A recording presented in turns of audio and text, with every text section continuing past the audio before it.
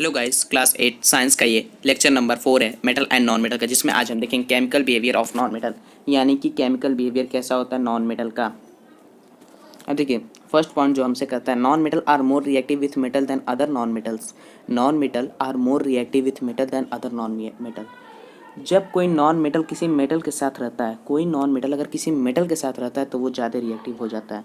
इस पॉइंट का यही कहना है कि अगर कोई नॉन मेटल, मान लेते हैं नॉन मेटल को एनएम लिख रहा हूँ, अगर किसी मेटल के साथ कोई रिएक्शन में रहता है तो वो अगर सिर्फ अकेले कोई नॉन मेटल है उससे ज़्यादा रिएक्टिव हो जाता है। क्या हो जाता है? उससे ज़्यादा रिएक्टिव। ये ग्रेटर देन का सिंबल है किस चीज़ के लिए? रिएक्टिविटी के लिए। चलिए देखते हैं एग्जांपल। Na+Cl, Na+Cl, ये देखिए क्या है, एक सॉल्ट फॉर्म कर रहा है। Na क्या होता है? सोडियम। Cl क्या होता है? क्लोराइड। NaCl, NaCl जो है वो ज़्यादा रिएक्टिव होगा किससे? अकेले Na से। अकेले Na से, अकेले Cl से। Na आपका मेटल है, Na आपका मेटल है, ये ध्यान दीजिएगा। मैं हो गया अब, ठीक है। देखिए नेक्स्ट टॉपिक, नेक्स्ट पॉइंट जो कर रहा है Na+O, यानी कि सोडियम प्लस ऑक्साइड। वो अकेले हो तो क्या कहेंगे हम? ऑक्साइड कहेंगे। तो क्या आ जाएगा? Sodium monoxide. देखिए अगर एक रहता है किसी भी, अगर तो उसको कहते हैं मोनो ऑक्साइड, मोनो हाइड्रोक्साइड जो भी हो। टू रहता है तो बाई कहते हैं, बाई या डाई। थ्री रहता है तो ट्राई कहते हैं। इतना आप ध्यान दीजिएगा। किसी भी अगर एलिमेंट है, ये दो चीज़, ये तीन चीज़ ध्यान दीजिएगा। अगर अकेले है तो मोनो, दो है तो डाई या बाई, थ्री है तो ट्राई। देखिए generally non metal react which each other at A high temperature. Generally ज़्यादातर क्या नॉन मेटल जो होता है, किसी भी अगर नॉन मेटल के साथ, अगर नॉन मेटल के साथ अगर कोई रिएक्शन कर रहे हैं, इस तरह non metal plus non metal, तो इसके लिए क्या चाहिए हमें रिक्वायरमेंट? इस रिएक्शन को होने के लिए हाई टेम्परेचर चाहिए। हाई टेम्परेचर यानी कि 100 डिग्री सेल्सियस, उससे अपर, उससे भी ज़्यादा 300 200 इस तरीके का सेल्सियस का उसे टेम्परेचर चाहिए रहता है किसी भी नॉन मेटल का नॉन मेटल के साथ रिएक्शन कराने पर। देखिए chlorine does not react with oxygen. एक चीज़ ध्यान दीजिएगा, क्लोरीन ऑक्सीजन के साथ किसी भी कंडीशन में आपका रिएक्ट नहीं होगा। ये चीज़ ध्यान दीजिए, क्लोरीन कभी भी ऑक्सीजन के साथ रिएक्ट नहीं होगा। ये एक चीज़ आपने कॉपी में नोट कर लीजिएगा। Non metal are also electronegative element because the non metal atom from negative charge ion by accepting electron. देखिए नॉन मेटल जो होते हैं, आपको बता दे रहे हैं, ये आपके लेवल्स ऊपर जा रहे हैं, लेकिन आपको थोड़ा सा बताता हूँ। मैं नॉन मेटल किसी को ले रहा हूँ ए। नॉन मेटल में जनरली आप देखते हैं क्या होता है? निगेटिव चार्ज आयन होते हैं। क्या होते हैं? Negative charge. ये निगेटिव आता कहाँ से? आप जानते होंगे, मेटल क्या होता है? पॉजिटिव चार्ज होते हैं, और नॉन मेटल क्या होते हैं? निगेटिव चार्ज होते हैं। ये निगेटिव आता कहाँ है? अब देखिए कोई चीज़ किसी से अगर लेंगे, किसी से लेंगे तो आप क्या रहे हैं? उससे उधार ले रहे हैं। क्या ले रहे हैं? उधार। उधार ले रहे हैं तो आपके ऊपर क्या पड़ेगा? कर्ज पड़ेगा। तो क्या होगा? कर्ज माइनस में गिना जाता है। और वही अगर आप किसी को दे रहे हैं, मान लीजिए किसी को कुछ दे रहे हैं, मान लीजिए आपने 2 रुपये किसी को दिए, तो आपका वो प्लस में है।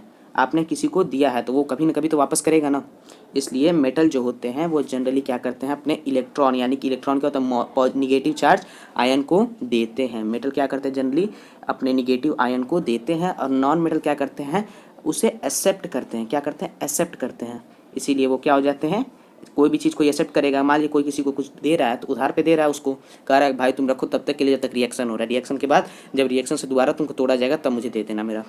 इसीलिए देते हैं तो वो क्या हो जाते हैं? माइनस में हो जाते हैं। नॉन मेटल कोई भी रिएक्शन में माइनस में रहते हैं। ये चीज़ आप समझ में आ चुका होगा आपको। अब चलिए नेक्स्ट टॉपिक आता है action of air with non metal. अब एयर का एक्शन बताना है हमें नॉन मेटल के साथ। Non metal do not react with air at room temperature. यहाँ पर देखिए अभी मैंने ऊपर बताया था नॉन मेटल जो होते हैं हाई टेम्परेचर चाहिए रहता है उनको। देखिए non metal do not react with air at room temperature, वही बात हुई। नॉन मेटल जो होंगे रूम टेम्परेचर पे किसी भी मेटल या नॉन मेटल एयर से, एयर में क्या होता है? ऑक्सीजन होता है। ऑक्सीजन क्या एक नॉन मेटल ही है, तो ऑक्सीजन के साथ रिएक्ट नहीं करेंगे। ठीक, इस तरह देखिए एक एक्सेप्शन है इसमें। एक्सेप्शन यानी कि विरोधाभास। हर चीज़ में कुछ ना कुछ कंप्लेन आई जाती है। इसमें क्या होता है? वाइट फास्फोरस आपका क्या एक्सेप्शन है, यानी कि वाइट फास्फोरस के साथ ऐसा नहीं होता। वाइट फास्फोरस एक ऐसा नॉन मेटल है, जिससे देखिए मैंने बताया था मरकरी एक मेटल होते हुए भी क्या है? लिक्विड स्टेट में। उसी तरह व्हाइट फास्फोरस एक एक्सेप्शन है जो कि रिएक्ट हो जाता है एयर के साथ। व्हाइट फास्फोरस 3 टाइप के होते हैं, व्हाइट, रेड और ब्लैक, जिसमें से व्हाइट फास्फोरस जो होता है वो क्या होता है? रिएक्ट कर लेता है ऑक्सीजन से। एयर में क्या होता है? ऑक्सीजन होता है, वो रूम टेम्परेचर पे ही रिएक्ट कर लेता है, उसके लिए हाई टेम्परेचर जरूरत नहीं होती है। अब देखिए 4p+5O2, 4 हमने फॉस्फोरस लिया और 5 ऑक्साइड लिए, तो क्या हो जाएगा? 2p2O5 storable under water. यानी अब देखिए स्टोरेबल अंडर वाटर यानी क्या? ये वाटर के अंदर स्टोर करके रखा जाता है, स्टोरेजेबल होगा। यानी कि इसे वाटर के अंदर इसलिए स्टोर करके रखते हैं क्योंकि देखिए एयर में क्या होगा? ऑक्सीजन की कंसंट्रेशन ज़्यादा होगी। एयर में ऑक्सीजन की कंसंट्रेशन ज़्यादा होगी तो एयर से वो तुरंत रिएक्ट करके क्या कर लेगा? 2p2O5 फॉर्म कर लेगा। ठीक, इसीलिए इसे क्या करते हैं? हम वाटर में रखते हैं मिक्स करके। ठीक, अब देखिए नेक्स्ट जो आता है 2H2+O2। किस प्रोसेस पे, इग्निशन के प्रोसेस पे क्या फॉर्म करता है 2H2 यानी कि वाटर। ठीक, उसी तरह SA+O2 S+O2 यानी कि सल्फर ऑक्साइड। ठीक है, नेक्स्ट आता है आपका C+O2 carbon plus oxide dioxide यानी कि कार्बन डाइऑक्साइड इग्निशन के प्रोसेस पे। इग्निशन देखिए यहाँ पर क्यों लिखा गया, इग्निशन एक प्रोसेस होता है, क्या होता है, प्रोसेस होता है, इसीलिए इग्निशन को हमेशा इसके ऊपर लिखा जाता है, चाहे साइड में आप ब्रैकेट बनाकर in the presence of ignition process या ऊपर लिखते हैं। ठीक है, in insufficient supply of air carbon form carbon monoxide.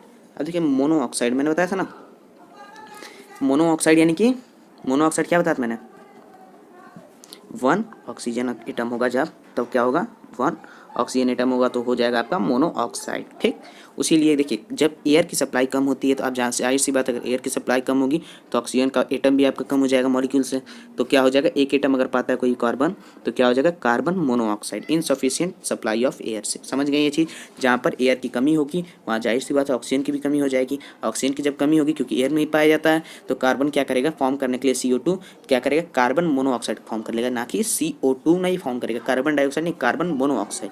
ये एक दूसरा एलिमेंट है, इसकी प्रॉपर्टी तुरंत पूरी तरीके से डिफरेंस है किससे, कार्बन डाइऑक्साइड से। अब देखिए आपके मन में एक क्वेश्चन आ रहा होगा, इग्निशन ये क्या है, इग्निशन कैसा प्रोसेस है।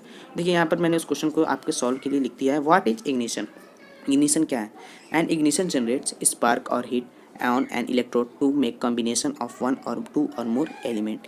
इग्निशन एक ऐसा प्रोसेस है जिससे क्या होता है, एक इलेक्ट्रोड पे स्पार्क और हीट प्रोड्यूस होता है। इग्निशन एक ऐसा प्रोसेस होता है केमिकल कॉम्बिनेशन का। देखिए H2+O2 जब करते हैं तो क्या करना पड़ता है, हमें हीट का प्रोवाइड कराना पड़ता है, तब जाकर ये H2O फॉर्मेशन होता है। इग्निशन एक ऐसा प्रोसेस है जिसमें क्या लगता है, हीट लगता है, इलेक्ट्रिसिटी लगती है, जिस इलेक्ट्रोड से ही इलेक्ट्रिसिटी पास करेगी। इलेक्ट्रोड इस तरीके के होते हैं, एक प्लस इलेक्ट्रोड होता है, एक माइनस इलेक्ट्रोड होता है। ठीक, उससे इलेक्ट्रिसिटी पास कराया जाता है, उस तरीके से इलेक्ट्रिसिटी पास कराइए चाहे हीट प्रोड्यूस करिए तब वो फॉर्मेशन करेंगे H2+O2। जिस तरह कार्बन डाइऑक्साइड ये सब क्या चाहिए रहते हैं, इसको हाई हीट चाहिए रहते हैं।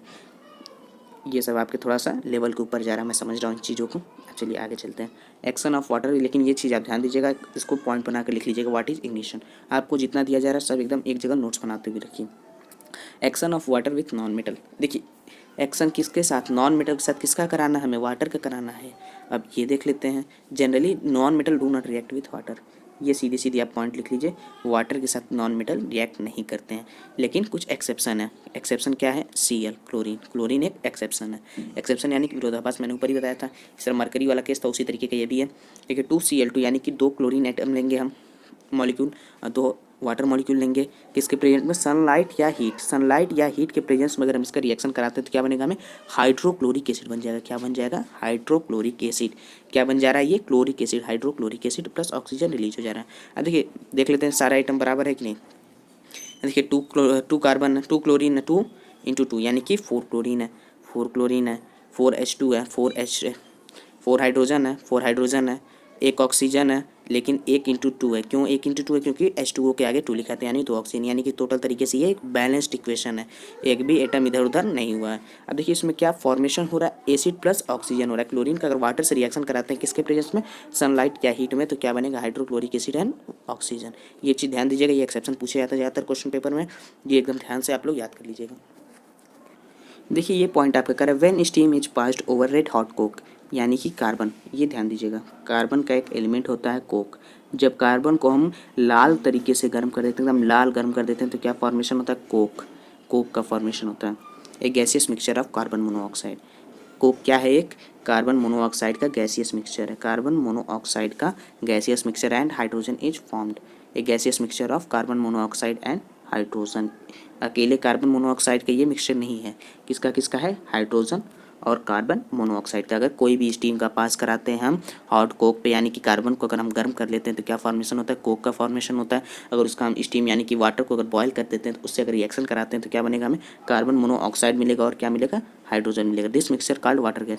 इस मिक्सचर को क्या कहते हैं, वाटर गैस कहते हैं। ध्यान दीजिएगा, क्वेश्चन पूछ देगा व्हाट इज वाटर गैस, तो क्या लिखेंगे आप, the combination of steam and red hot Coke in A formation of carbon monoxide and hydrogen is known as the mixture of water gas. It has a many industrial use. देखिए Coke का जो होता है बहुत ज़्यादा use होता है, किसमें, इंडस्ट्रीज़ में कोक का ज़्यादा यूज होता है। अब देखिए यहाँ पर रिएक्शन दिया गया, carbon plus H2O is equal to CO plus H2, यानी कि कार्बन क्या है, रेड हॉट, यानी कि इसे क्या कहेंगे हम, कोक कहेंगे, कोक। ये स्टीम क्या है, H2O। H2O को अगर बॉयल कर देते तो स्टीम में बदल जाएगा, जान ही रहे हैं आप। CO प्लस H2 क्या बनेगा, water gas, carbon monoxide. CO मैंने बताया कार्बन मोनोऑक्साइड, और H2 यानी कि हाइड्रोजन गैस। ठीक। अब displacement of one metal by another metal from A salt solution, यानी कि एक मेटल का, नॉन मेटल का, displacement of one non metal by another from A salt solution, यानी एक नॉन मेटल का दूसरे नॉन मेटल से अगर हम डिस्प्लेसमेंट कराते हैं, किसमें, साल्ट सोल्यूशन में। अब ये थोड़ा सा आपको यहाँ कंसंट्रेट हो जाए, एकदम ध्यान से इस टॉपिक को देखिए। एक नॉन मेटल का दूसरे नॉन मेटल से अगर हम डिस्प्लेसमेंट कराते हैं, रिएक्टिविटी जो आपको बताया गया था वहाँ पर मेटल के लिए बताई गई थी, अब नॉन मेटल के लिए थोड़ा सा देख लीजिए। Metal and non metal are differ in their reactivities, metal और नॉन मेटल जो होते हैं अपने रिएक्टिविटीज़ में अलग अलग होते हैं। डिफर यानी कि अलग अलग, यानी विभिन्न प्रकार की अंतर आती हैं। Similar property of element are arranged in a group is known as family. देखिए सिमिलर प्रॉपर्टी यानी कि जिनकी प्रॉपर्टी सेम होती है, कुछ एलिमेंट की प्रॉपर्टी थोड़ी मोड़ी सेम होती है, उन्हें क्या किया जाता है, एक ग्रुप में अरेंज किया जाता है। इस तरीके से ग्रुप रहता है, 1 2 3, इसी तरीके से आपकी टोटल 18 ग्रुप है। ठीक, इसी तरीके से पीरियोडिक टेबल में आपकी ग्रुप है। ठीक, अब ये देखिए उसमें से एक फैमिली आती है कि इस एक जिस तरह ये ग्रुप है इसको क्या कहते हैं हम, इसको फैमिली कहेंगे, इसको भी फैमिली कहेंगे, इसको भी फैमिली कहेंगे। फैमिली में कई लोग आते हैं, उसी तरीके से एलिमेंट भी कई प्रकार के, जब एक ही टाइप के एलिमेंट एक जगह आते हैं तो क्या बन जाती है, वो फैमिली फॉर्मेशन करती है। अब देखिए फैमिली का कॉन्सेप्ट आप देखिए, एक फैमिली इस तरह हम ले लेते हैं हेलोजन फैमिली, हेलोजन फैमिली। अभी मैं आपको एक पीरियोडिक टेबल दिखा रहा हूँ, देखिए उसमें हेलोजन फैमिली आपका किधर है, सबसे साइड में है। उसमें फर्स्ट एलिमेंट क्या है, ठीक। अब देखिए हाइड्रोजन फैमिली हो गया, नोबल गैस हो गया, नोबल गैस फैमिली है। अब the reactive action are arranged like reactivity series when upper are most reactive and lower are less reactive, यानी जिस तरीके से आपका मेटल एंड नॉन मेटल का रिएक्टिविटी था एकदम जस्ट वही रहेगा।